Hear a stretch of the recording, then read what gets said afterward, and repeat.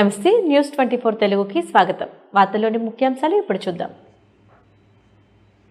మంచిర్యాల జిల్లా జన్నారం మండలం దేవునిగూడకు చెందిన కూనరపు వెంకటేష్ 7 నెలల క్రితం పెళ్లి చేసుకుని ఇరాక్ వెళ్లాడు.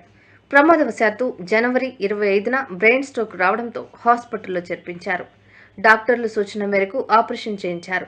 ఆపరేషన్ అనంతరం కోమలోకి వెళ్లిన వెంకటేష్ జనవరి 30న మరణించడం జరిగింది. నేడు తన పార్థివ దేహాన్ని దేవునిగూడకు తీసుకువస్తున్న విషయం తెలుసుకుని స్నేహితులు భారీ మొత్తంలో ర్యాలీగా పార్థివ దేహాన్ని తమ ఇంటికి తీసుకుని వెళ్లారు. దాదాపు 25 రోజుల తర్వాత పార్థివ దేహం రావడంతో దేవునిగూడ గ్రామంలో విషాద ఛాయలు అలముకున్నాయి.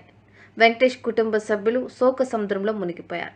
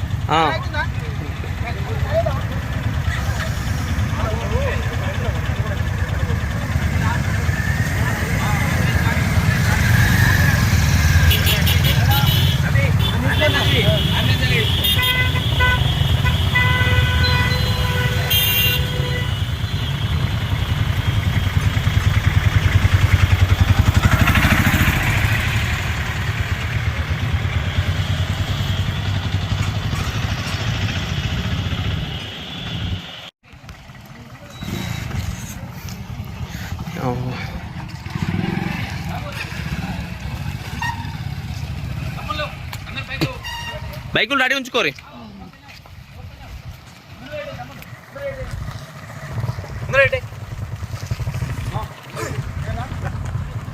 రవి సైడ్ కొండి అంబులెన్స్ ఓకేనా అక్కడ ఆవుతావు నీకు